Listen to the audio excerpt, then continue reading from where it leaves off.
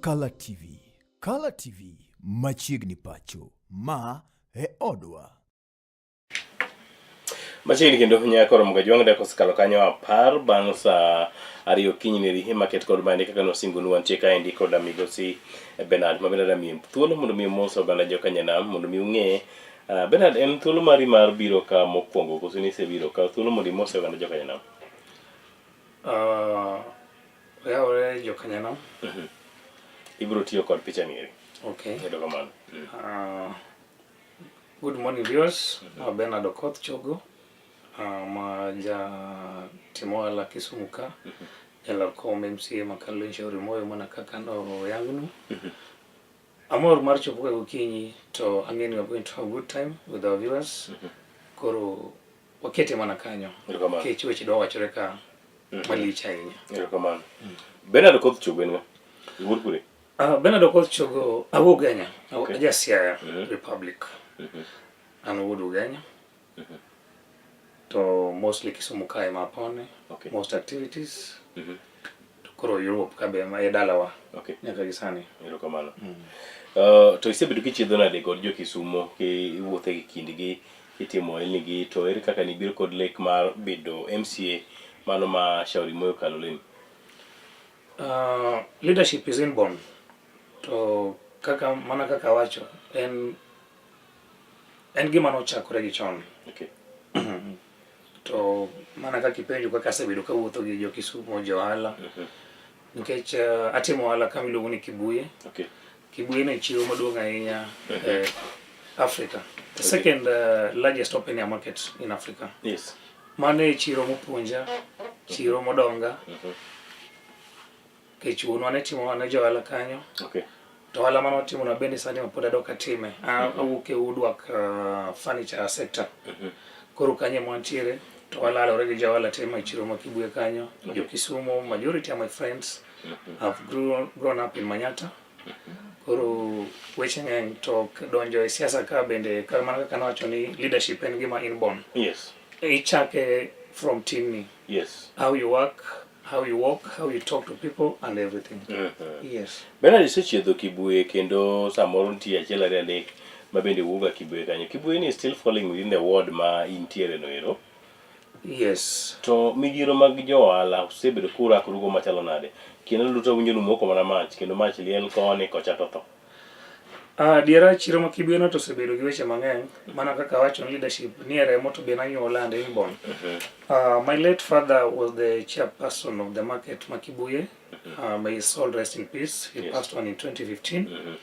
Koro nadong' kaneno leadership mare mane nitie godo kaka notayo chiro no gi weche ohala.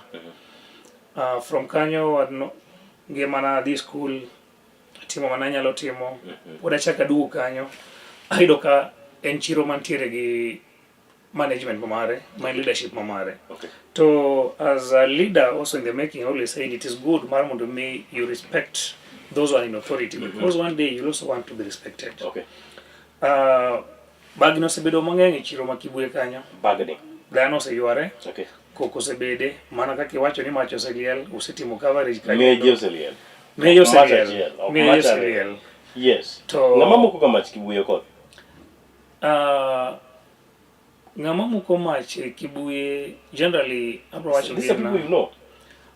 Not really people I know, but jomangi bad behaviors. Ngeni Kibuye mana kaka wacho ni meyo osebedo kaliel. Yes. Wanyalo disagree opinion wise, but that one doesn't mean we need now to go physical. We need to become violent koro nyaka dhano dhaw.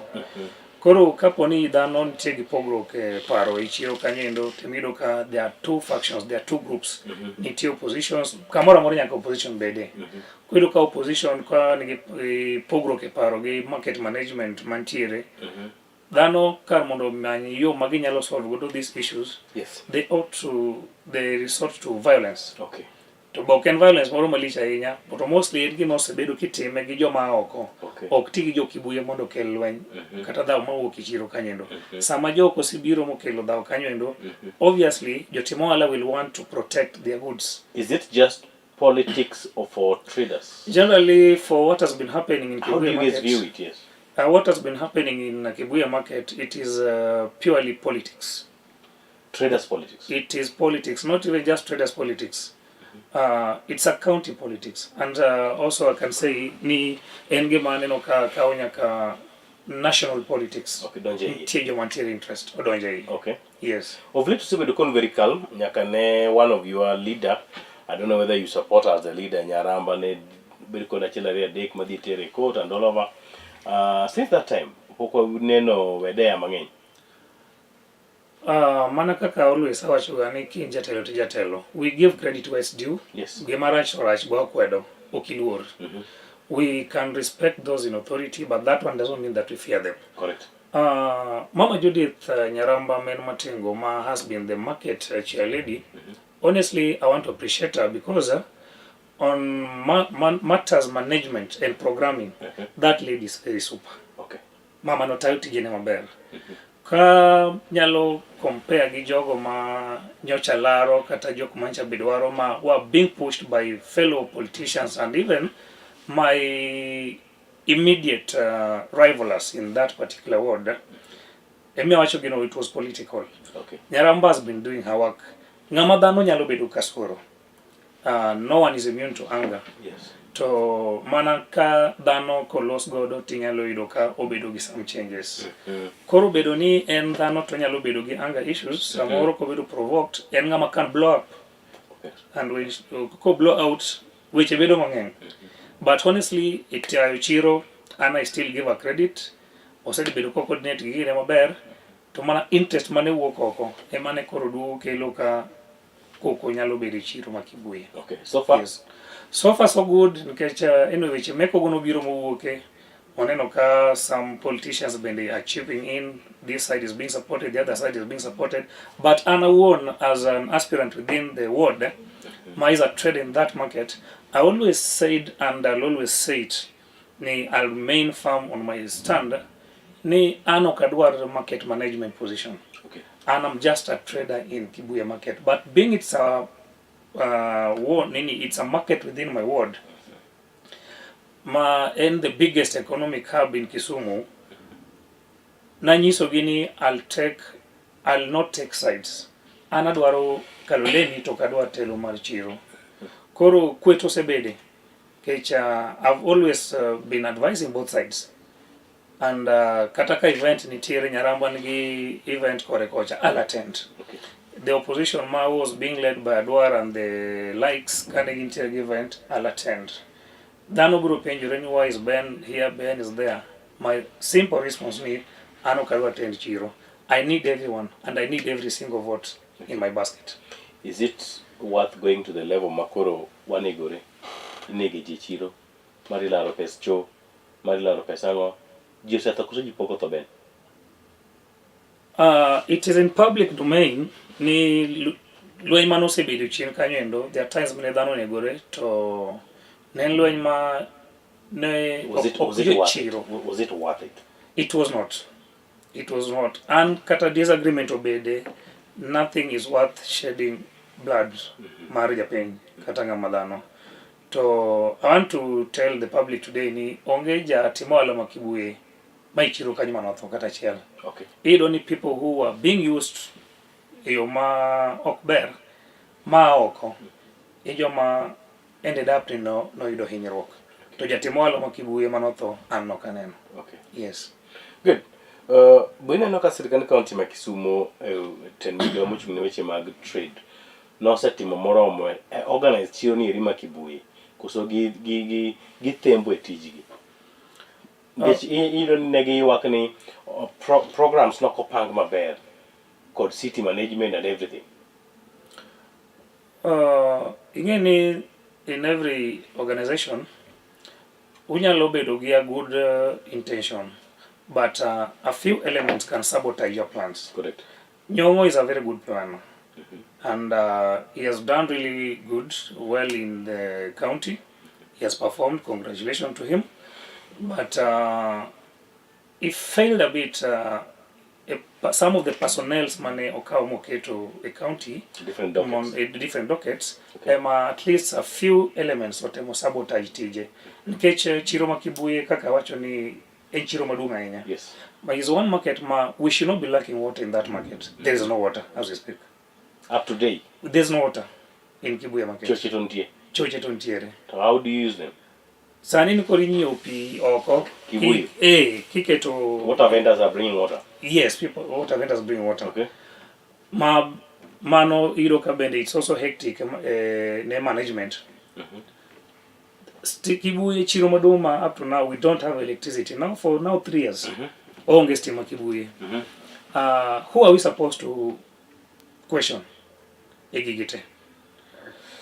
Sama magiduto ne timore. The city manager osebedo consulted. But obende nenga manoka one side. At first he was working so well. He was not for Matengo, Judith. At first he was. At first. Yeah, I know from day one. Yes, Actually, I'm told near Matengo sometimes end project Mara Abalawanga. Project in which way? Maybe I don't understand because Abalok duar telo mora Kisumu ka. We know do the laro MP game. If he makes it well, if he doesn't, fine. Kisumu ka ukodua telo mora. Is Abala your friend? Actually, talking about friendship, I don't know how I can put it, but I just don't like how some people at times perceive what is brought on the table. Okay. Wanyalo differ according to someone you cannot reason with. In ideologies. Yes, ideology wise. Yes. And ngama reason ngama has anger issues management. You told me everybody has that. Yes, much as you have it, but koro kose choponi when you are in public, no one is immune to issues and to anger. When you're building a car, you control how you manage your audience and everything. Not everything is just what they're rubbing off. You maybe you are sitting on the highest seat in Koro. You are the City manager. yes. No. He is. Yes, much as he is, telo. Digest everything that is brought to you. Get to understand your audience. Be a good listener. Okay. To maga the qualities of a good leader. So pogro ke parono emos biduka kelo issue. Okay. Manakadoke my initial point at first they were very good buddies. Yes. To kane koro ngikino chako bede makoro weche market management the county assembly kene ang'ogini matimore weche mang'eny nochako wachore. Nyaramba wacho mage, Abala be wacho mage.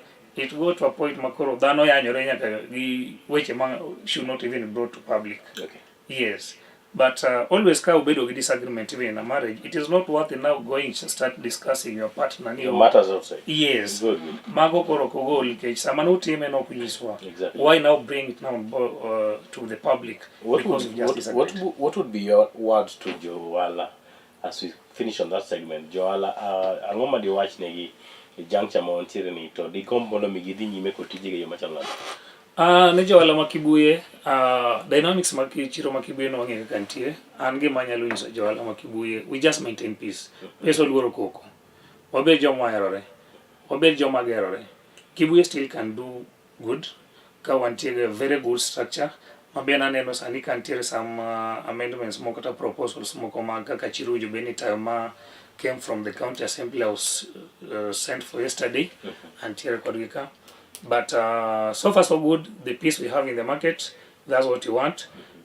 One maintain mano endo, tange ni podi ber biro mbele kain kecha telo makoro biro a ward. Ngeni Kibuye no bok nya time managi market management kende. Nyaka teko moro be wuge ward ma wuke county assembly. Sama Joala nge backup moro mo county assembly giro kony. Ngech sama koro onge stima sani a lot of businesses are paralyzed. Okay. Ntejo mari rely on that power. True. Jigaga jotendegi health wise people are getting affected in case pionge and in wala kaka magotel we need water throughout. Correct. So magoduto onge to mana nikech samoro telo moro ma no kuyiero makare ngama nyalo champion agenda kata interest mamagu. But what I can assure you, it is going to be well. Have you liaised with Madam Karen? I think I'm getting the name right. Madam Karen Ajoang Mano is the elected MC Makalesh Orimoyo. Okay, samoro kata kuwoyo to samoro udhire oko. Buse consult kode to benti gik mune no kose timo. Mar bero chiro ma Kibuye no ero. Kechen masani ene kom.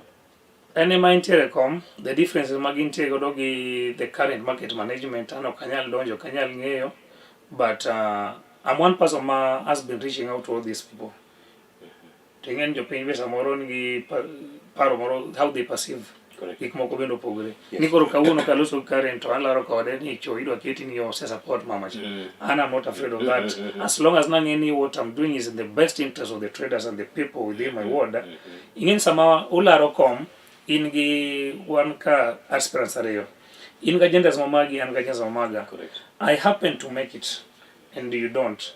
If you really meant good or well for these people, sama koro yiero setimore, it is high time mar mondo koro dhano were gi weche mang'eny, bring your heads together, you work for the interest of common mwananchi.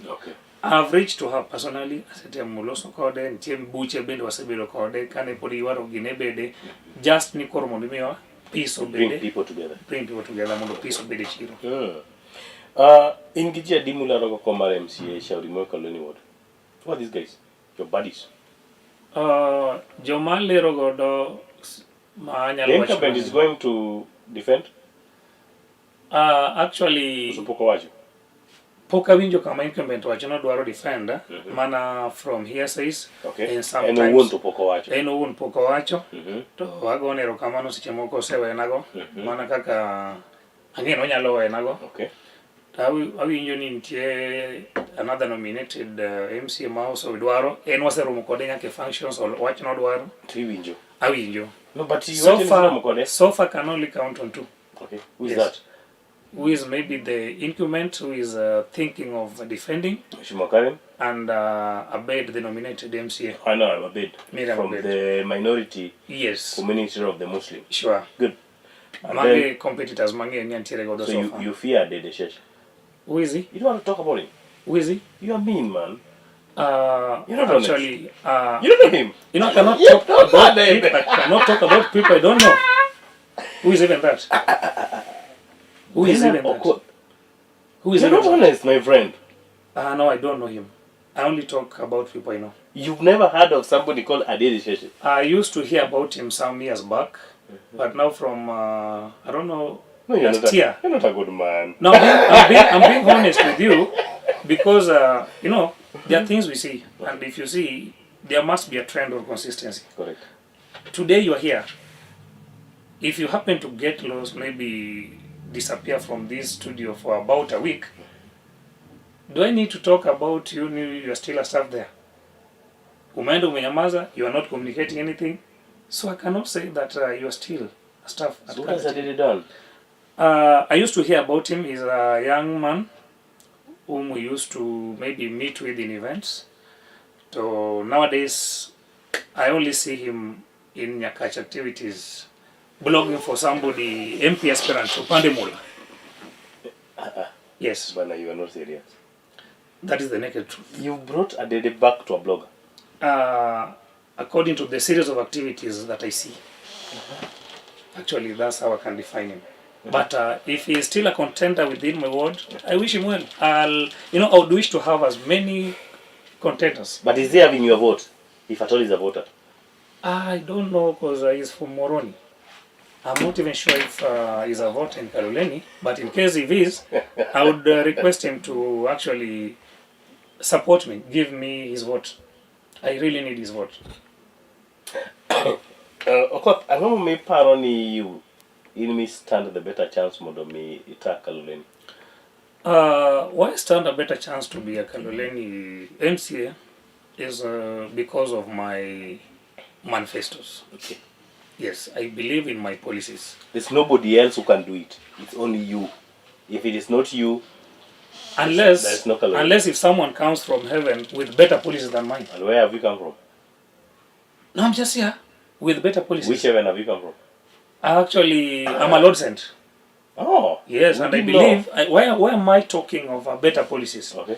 You know, it's a culture that politicians will come with very big policies.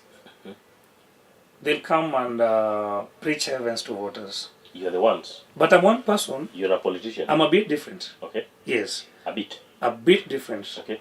Yes. Tried, tested. I'm only remaining with one thing. being verified. Tried and tested by the traders in Kibuye. Not just traders. Okay. And in fact, I'm not banking on Kibuye traders voters. Okay. Yes. I'm an estate person. Okay. I would prefer going to estates looking for my votes. Why am I saying this? We preach heaven to voters. But I'm one person who is here to change the narrative. Not to bring about the big change, but to change the narrative. Why am I saying this? We still don't have the something to talk about. Me want to bring changes is when you want to start laying foundation for these changes, because there's nothing much that has been done by those our predecessors. Okay. Why am I saying this? We need someone with simple and practical policies. Okay. It is a very big lie. Ni somebody in the capacity of an MCA comes, meets the people, and talks about, I'll build roads for you, I'll build classes for you. Hiyo pesa unatoa wapi ya kujenga shule?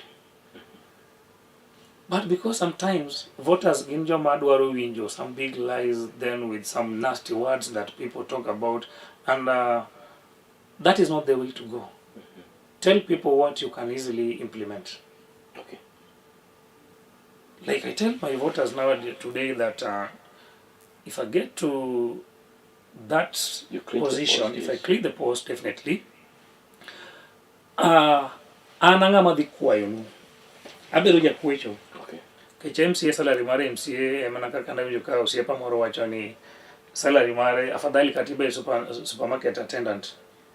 Salary mare MCA 10.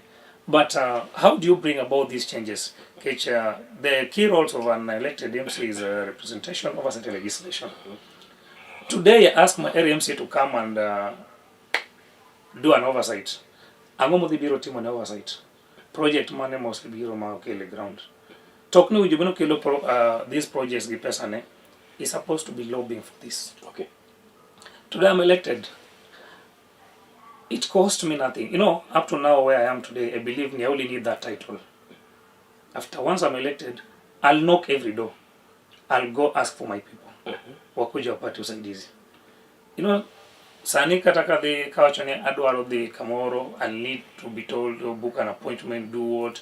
It actually, you get tired. Okay. But already, it's a culture already, maybe it's a system in the Kenyan politics. Or is MCA is elected, yes. I'm an aspirant ka bado kwanza. Lakini once they hear you're elected, because it cost me nothing, kwenda kwa governor, I tell governor, my people need this and this. But again, the problem is, we are praise and worship team to the governors. Ni region marwa ni wani joma oknyal raise impeachment motion mar governor. Wani joma wero mana amen all the time.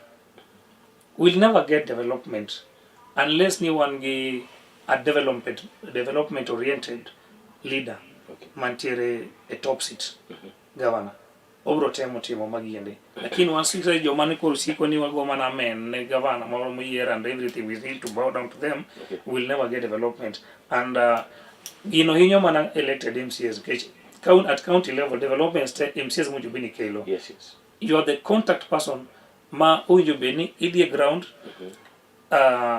Like today I'm elected in Kaloleni. Yes. It cost me nothing having even quarterly meetings with the people. Okay.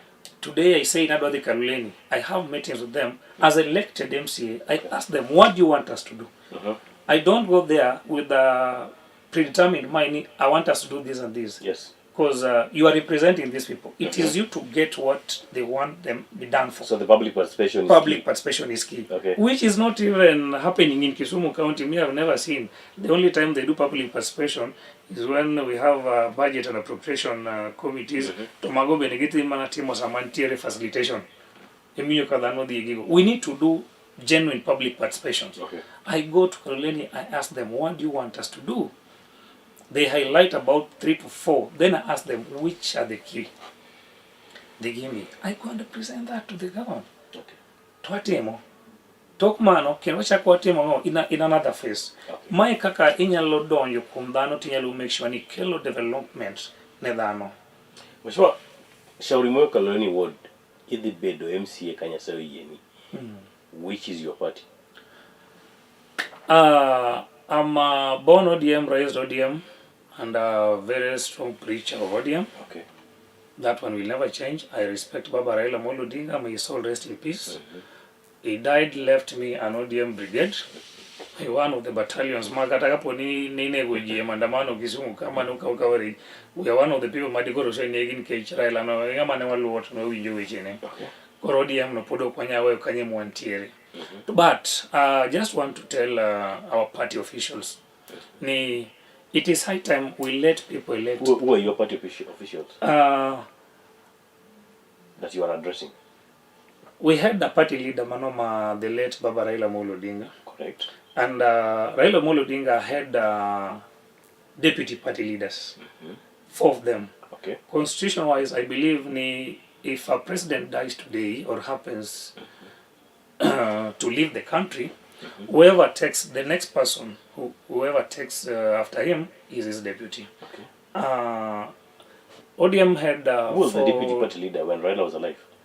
Actually, we had the Mombasa governor. We had Simbarati here. Simbarati.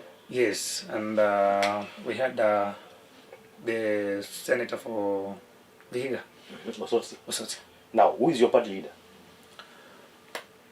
Our party, I cannot talk about my party leader at the moment because ODM, our party, it is in a total mess. And that one, let us agree with it. Bernard, you don't have your party leader. Let us agree with this that we have a very big problem in our party. No, things have not been done. What I'm asking you don't have the interim party leader as now is the late Baba Raila Amolo Odinga's brother, that is Oburu Odinga. I'm just forcing this out of you. You didn't force. How it depends with how you brought the question. No, it was just a simple question. Who is your party leader? I expected just say it's Oburu. The elections for party leaders have not been done. Elections for party leaders have not been done. Have not been conducted. Okay. Yes. So whatever they did the other day, what did they do? Oburu was proposed. Yes. Then, and after the proposal is when now you see ODM split into 2 factions.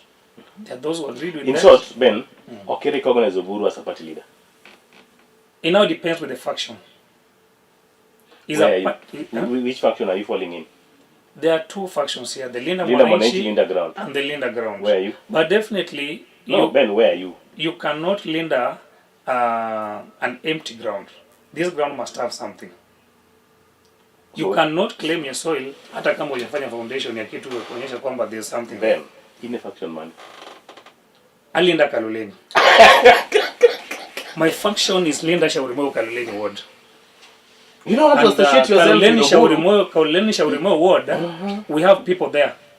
They are voters who are now wananchi. Who will give you party ticket? I don't need party ticket. So I deserve rightfully. You are going independent?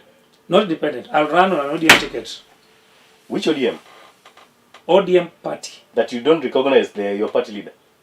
No, what I know is that ODM exists as a party. That's a solid party that Baba left us with.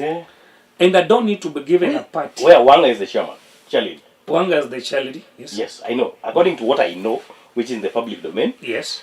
Mheshimiwa Gladys Wanga is the chairperson for ODM, and whether it's a faction or not. Yes. And it's a prayer for everybody, Ben, if we are honest, if these things comes together. True. It is my prayer. We need a united ODM, a strong united ODM. Correct. So the message yes. Ni Ben yonge ngamadi mi ticket. Mano kene me late nago. I want to be very clear on this camera. Yes. I don't want to be given an ODM certificate. I need a rightfully earned ticket. From which party?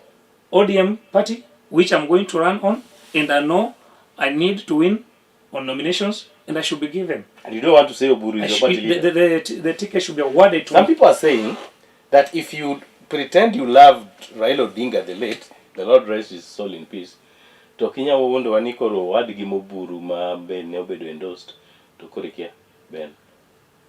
Wadgi ma senator Masiaya Manu Oburu Odinga ng'eyo. Wahere kenda ng'eyo Jasiaya wadwa. Kweda kwedo Oburu mana kaka kwedo Adede Shashi.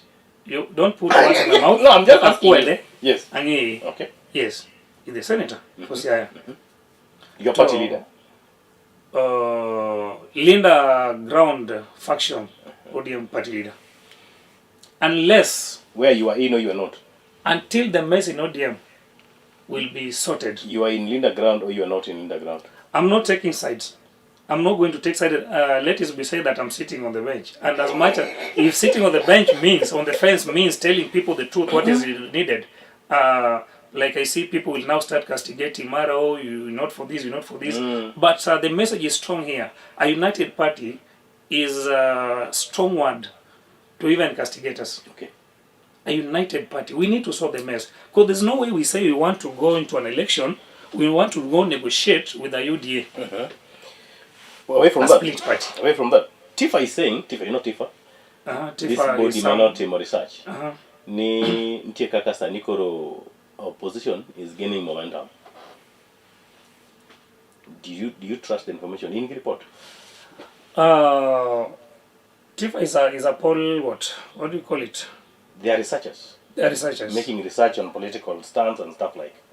Kuru ginyamiyo waduoko ni kwa riwo Rigathi gi Kalonzo gi jogi te, they were around 74. We've had research being done. Correct. We've seen things, activities, events unfolding. At the end of the day, vitus nakimbia opposite way. Correct, true. So I cannot believe in such research. You don't want to bank on it. I bank on reality. Yes. Yes, and the reality is today is an election day. Forget about the polls and everything. Yes. I believe in outcomes. Okay. What happens on the material day? The same way people could say in India, Jomawacho ni online and 2 term. Yes. To in the ground and 1 term. And 1 term. Or online and 1 term. The ground and so 2 term. There's no such reality. Reality will be Samakoro. Okay. So we only cross the bridge once a day. Another question I wanted to ask you, if you allow, is Orengo your friend? Orengo is my friend, yeah. And we communicate. Are you trading together? We communicate. Political trades? I seek advice from him. And it sounds more of an advice from me to him because at times, our leaders, sometimes they tend to assume the young leaders. Okay.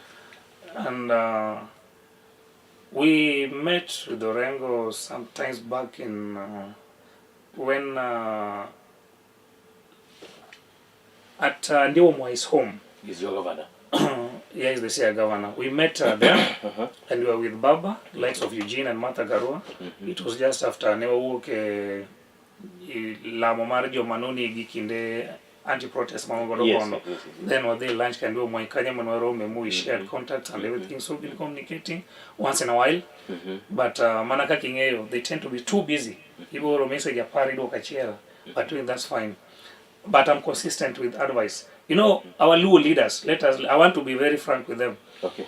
We value most the Kikuyu vocal guys from Nairobi than even our own here. We tend so much to give audience to those guys back in Nairobi than our own people here. What does that mean? What does that has to mean, Ben? That one means it is easier for a young Kikuyu lady to reach Orengo. Oh, Ben. Than a young politician from Siaya or even from Kisumu County.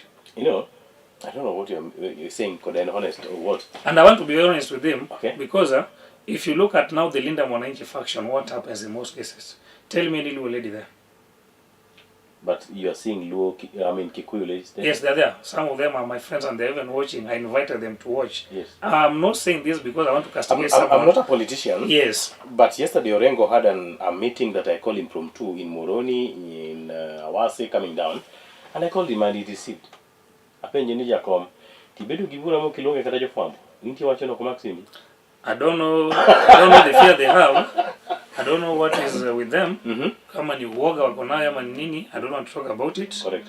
But I believe if the self-proclaimed party leader, and that is now Orengo, can have an event or a rally and he fails to inform the media and even the coordinating teams from that particular region, that's the beginning of failure. Whose failure? Whoever is now leading the event. Okay. Like now him, he ought to have informed the public, the media, and everyone. Because why would you have a rally expecting to address Kenyans and iti make it cool? Maybe you wanted to address it through the bloggers and the socials. No harm in that.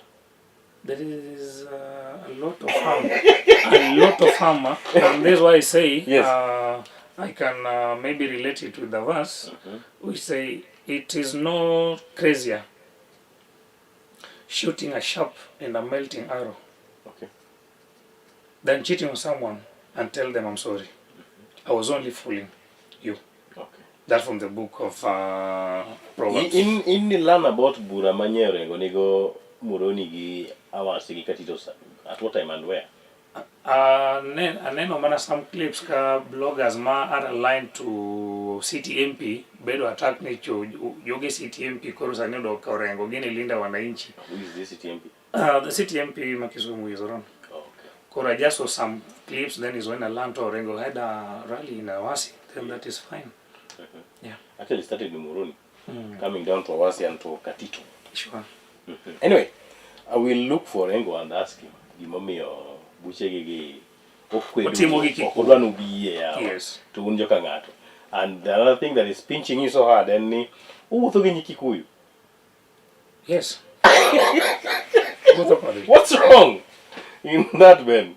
They need to nurture their own. Mana kure problem. Kikuyu is not a problem. I'm not going to give you Lando. But Lando, well, that is a physical appearance. Yes. But now they need to work with the Lando upstairs. Manoni luo kata you would luo Lando upstairs. Yes, because I believe they are very strong people in Nyanza here. We have very good upcoming politicians.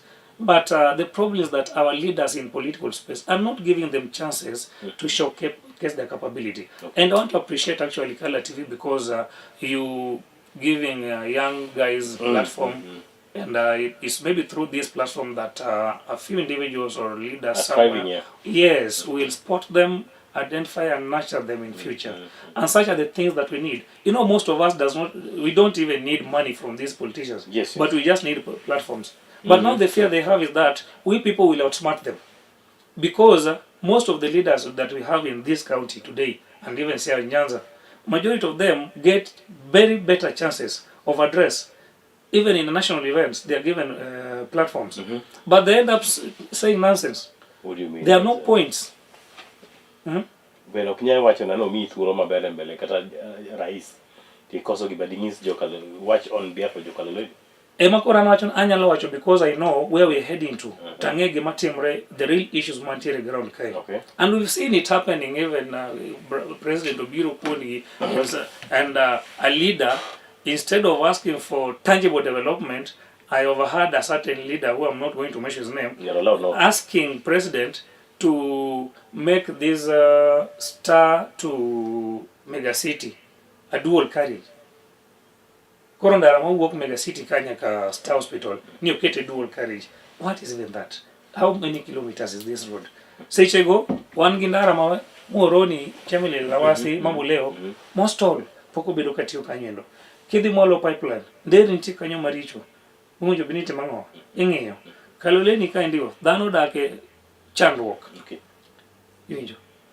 Mao ngatokne, ngatokwa dual carriage. Geche mage madware kanyo dual carriage at the time ma dhano chandro Kisumu County kandiyo. And I wish even we could even ask for maybe electricity and even water in Kibwe market or upgrade of that particular market. Yes. Kibwe ni chiro madonga yenya. Correct. To some such requests cannot be brought forth by the leaders. It is quite embarrassing. You know the reason why some of us are Kwadega Kibwe? Unless you share with me. And as a leader, I'm always ready to listen. Kibwe no, Kakotochue, Mokongo kudi wote. I don't know this. Quite impossible. I stopped going to Kibwe. Yes. Either way. Odiek, Orach, and about security with Amarok Bear. What do you say about security generally? Security starts with us. Yes.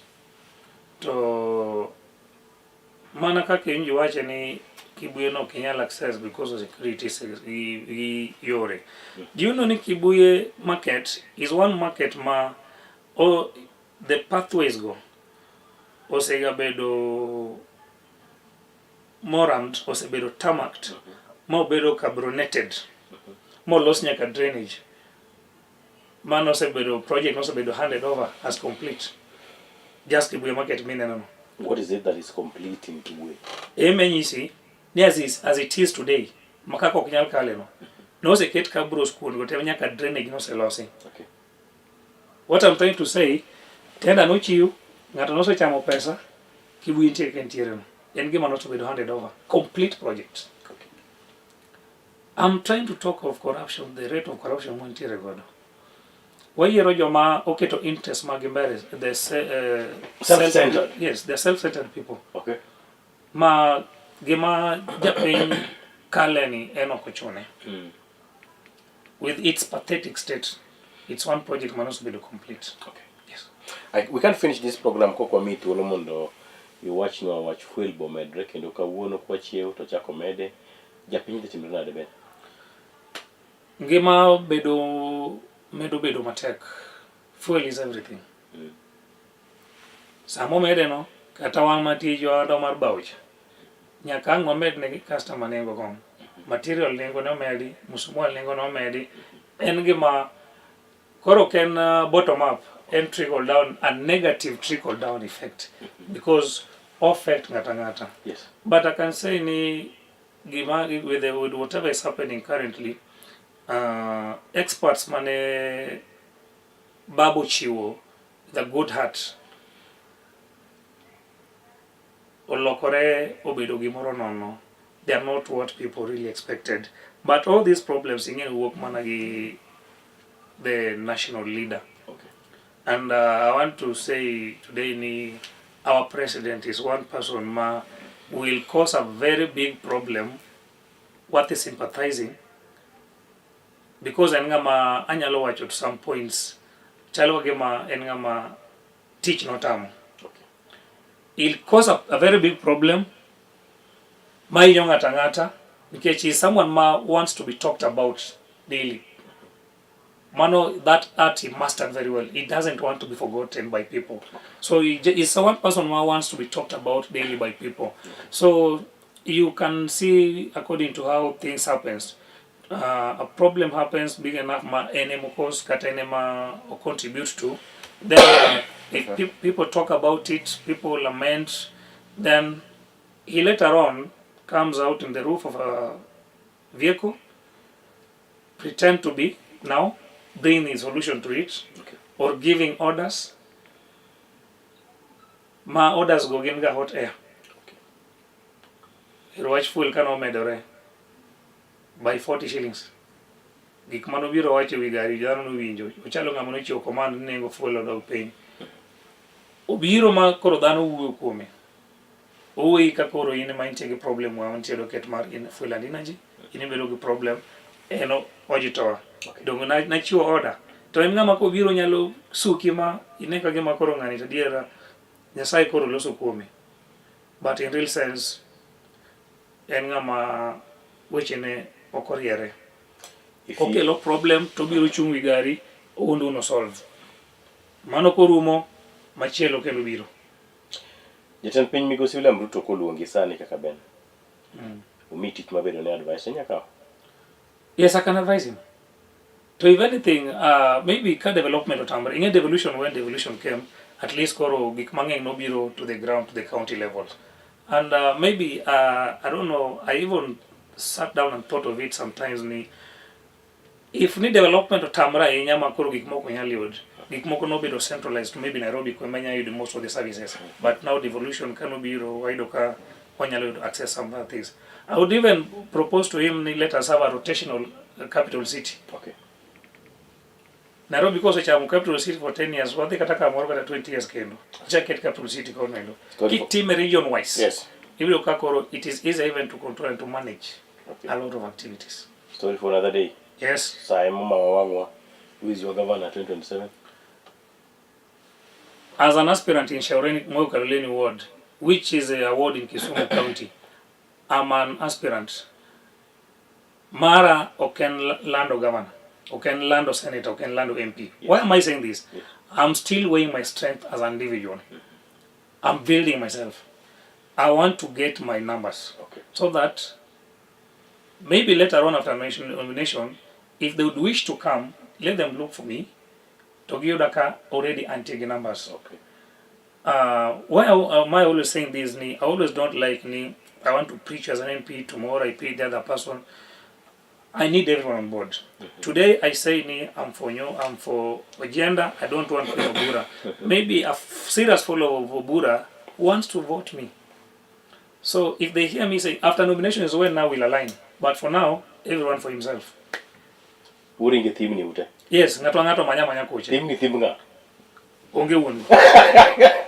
Ichwa deka go dibe. Ngato manya coach. But for it is not proper. Yes. And let it go as an advice maybe to the young politicians also there. It should go on record. First build yourself. Okay. Get your numbers. Work on yourself. The rest will follow later. Are you ready for the campaigns? Very ready. I wish the bell was rung as early as yesterday. Enough money to go? Money for what? What do you mean, Ben? Money for what? These things are not done for free. It is even illegal according to the IBC. Oh. Why would you dish money? That is bribery. Yes. I don't need money for campaigns. What do you need? I'm a graduate today. I just graduated yesterday. A voter needs an MC or a candidate who has money, who has a wife, who has a home. A graduate. Where am I getting all this? What do they want to do with your wife? But even when you're Muslim, you see me, what has my wife to do with the leadership? I wonder. Huh? So we are changing the narrative. That's why I started by saying we want to change the narrative. Yes, how we perceive leadership, we should change that. But we didn't say you're going to dish funds, but we're just wondering how you'll move. Dunyakibede be Prado. I don't need Prados. I don't need Prados to do my campaigns. My ward is too small that I can. And your security. Security for what? My security are voters. Oh. Yes. My security are voters. If I'm friendly to the electorates, why would I need security? Okay. Security for what? Voters are not bandits. But we see you getting into functions and funeral bonsas and goons. And soon I'll see you, Bernard. I can take that to account. Yes, please try. Get that clip of mine doing it. What I only know, I walk into forums with my camera person. Okay. Only that. Your communication guy. My communication guy. Okay. And I like the fact that once I'm seen, my followers will come dance with me as they escort me. Now you see that's the friendly leadership we want. I don't need to be working with the bosses and everything. Ben dekos kala chel bang sa dek. What ni mogi kne usebegi milerogo jo gima jo kalolen shauri moyo ward awinjo ni onge party leader hii. Osipega malerogo kalolen shauri moyo ward ikre urune ngwach matek kabisa nkech gini koro osekao kang mopogore. Waislambe kawera maratari. What do you mean? Yoko era. My area is a Muslim dominated region actually. Yeah, I know, that's why it's Kaloleni Shaurimo. Yes, and I'm sincere with them because I'm the only Christian who values the Muslim. And I walk my journeys with them. And I would wish we have just a peaceful campaign. Okay. Let us be real. Let us engage soberly. This thing is not a do or die. Your win is my win is yours. And like I always say, I respect my current MCS who is in the office. Because same way he's going to respect me in 2027 as he'll be handing over. To who? None other than Chogo. Kaloleni is my reserve. Because it is the first time that Kaloleni Shaurima Ward is going to have a very young and vibrant leader who is going to channel and champion the agendas or idea in the County Assembly of Kisumu. And it's the first time we're going to have a heated discussion in this County Assembly because currently, like even other wards, those kind of leaders who are there, who are yearning for the same seats. Okay. We are very sober guys, and we want to go and purely debate, argue bills in the Assembly. But you're not a good man. You're calling your competitor bloggers. I didn't call any of my competitor blogger. I just said him that used to maybe share blogs about him vying for the same seat. vanished. He vanished and is no longer there. Well, I see him conducting some different activities In Nyakach. in Nyakach. Erokamano baba. Wach di isewacho wach di mogik ne oganda jokanyalam. Un mabende nukawo thuolo kendo noluwo chenro ni achiel kachiel wago erokamano. Ben di buka nitie wach mane waweyo? Wach mane waweyo ok aneno. Mana ni gima temo insist ne jowa mag ODM. Ng'eno kimulo wach zoning. To zoning no an gima nyalo wacho niya, elections are not reserved for a certain home or family. People get to elect leaders who can represent them. Parties are just vessels. Mangato donjo godo kamoro is ma for identification. Okay. But in real sense, no one legislates for party, no one oversight for party. We oversight events and activities are within our electoral zones. Okay. So I'm not for zoning. Let everyone run on the party of their wish and let electorates elect their leader. And by that is when we'll get development. ODM stands for democracy. And if you try to lock some other leaders because they are not affiliated to this political party, we are locking out democracy. And that's what Baba lived to fight for. Let us uphold it. Kamano nyakoro mga John, kamano mondo maintie sekalo dakika 4 bang' saa 3. Wamor nikech ni iluwo chenro ni achiel kachiel. Nyasaye konyalo ni. To nyalo na wachako time kendo odiochieng' ni mar wuok tich wadonje weekend. Erokamano ahinya Ben Chogo kuom yudo thuolo kendo twak kod oganda jokanyanam kogwen maket kod maendi. Ka wayudo thuolo machak waluongi, wan kod geno ni biro yudo thuolo ichope twak kod oganda ni. Machiegni. Wacho katibe kendo wuok tich kaka sewacho nero luongan Jasa do ya wuot seme kinalo duto kete Kala TV nikech wacho ni Kala TV machiegni pacho mae odwa.